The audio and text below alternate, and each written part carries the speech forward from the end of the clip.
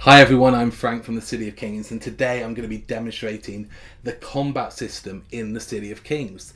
So let's get straight to the table and show you how it works.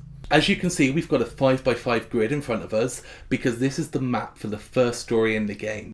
We're going to demonstrate a two-player combat system, so we're going to choose Valeria and Earthshaker as our heroes, and each of them are going to have their stats set at the starting point. So you can see over here on the left-hand side that Valeria has 4 health.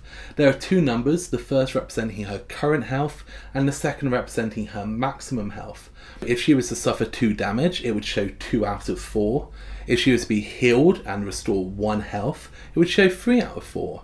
You can never be healed above your maximum health, and if you ever drop to 0 current health, your character dies. Don't worry, there is no player elimination in this game. The next stat is movement, and movement represents how many tiles you can move across in a single action. Attack represents how much damage you're going to do in an attack action. Healing represents how much health you're going to restore in a healing action.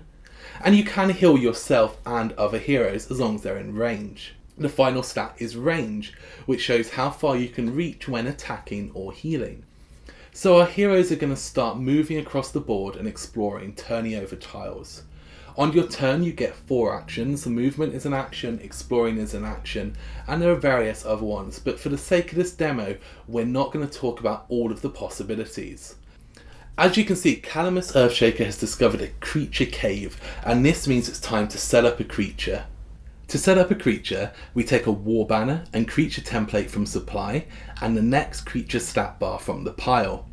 The war banner goes on the tile where the creature was discovered, and the creature template and stat bar go by the character sheet of the player who found the creature.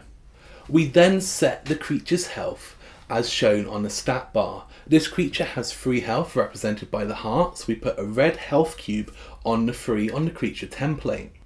We then check the creature for abilities. This is represented by the white bag icon next to the heart, and you can see here we have 1 green easy ability represented by the green circle. So creature abilities is where the combat system gets really interesting.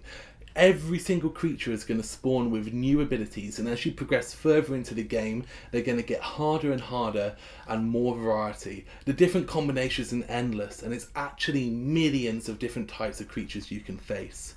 So this creature had 1 easy ability, so 1 token gets taken out of the green bag.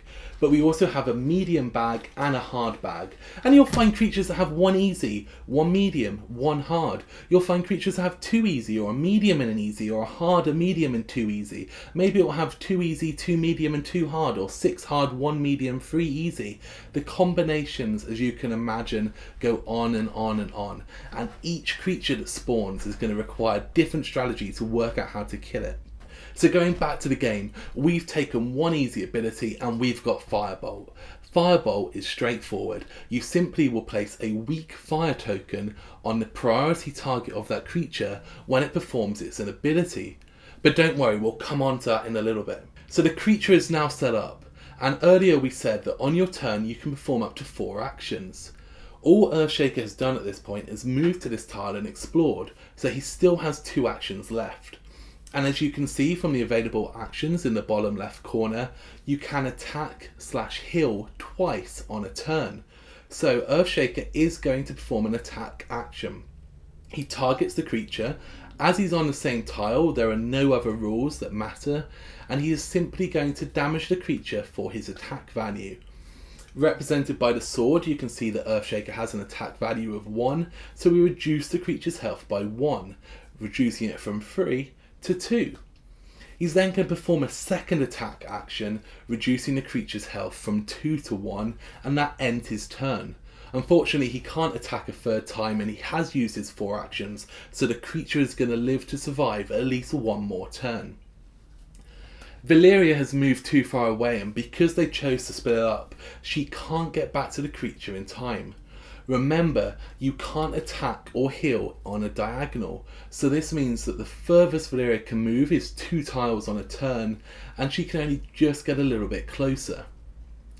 So let's go back to Earthshaker. It's now his turn again, and the first thing that's going to happen is the creature activates. Creatures always activate in the same way. The first thing they do is they heal themselves if they have a healing stat. The green healing icon shows that this creature has 1 heal, and therefore it's going to restore 1 health, putting it back from 1 to 2.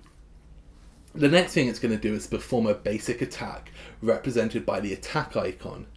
So, how does a creature choose its target? The first thing it does is look for a hero in range. You can see it has a range of 2, and as highlighted, this means it can hit anyone in these tiles. The only valid target is Earthshaker, and that means he's going to take damage. He is the priority target, and he's going to lose 1 health. The next thing that happens is the attack all, represented by the 3 swords next to the basic attack icon. The attack all only has 1 damage, and this will now hit all heroes within range of the creature, rather than just the priority target. So, Earthshaker reduces health again, from 3 to 2. Finally, we activate the creature's abilities, and in this case we can see that we only have Firebolt, which means that the creature is going to place 1 weak fire token on the priority target. Interestingly, Earthshaker is on the same tile as the creature, and what happens when you place fire on the board is anyone on that tile suffers damage. Weak fire tokens represent 1 damage, so Earthshaker's health is going to drop from 2 to 1, and then the creature's health is going to drop from 2 to 1. That's the creature activated, there's nothing more it needs to do. So now Earthshaker is going to have his actions. He is going to attack the creature and kill it. He does 1 attack action, reducing its health from 1 to 0. On the right hand side of the stat bar, you can see that the creature rewards 2 XP, 2 experience points, which is enough to level up our heroes at this point, so they can now increase one of their stats by 1. Valeria decides to increase her attack stat by 1, raising her attack value to 2, and Earthshaker is going to increase his maximum health from 4 to 5. And when you increase your maximum health, you also increase your current health by the same amount, so now his health is on 2 out of 5. When a creature dies, you simply place the creature template and the war banner in supply, return the creature ability to the bag, and put the health cube back in the supply pile. The stat bar does get discarded and is no longer used in the game.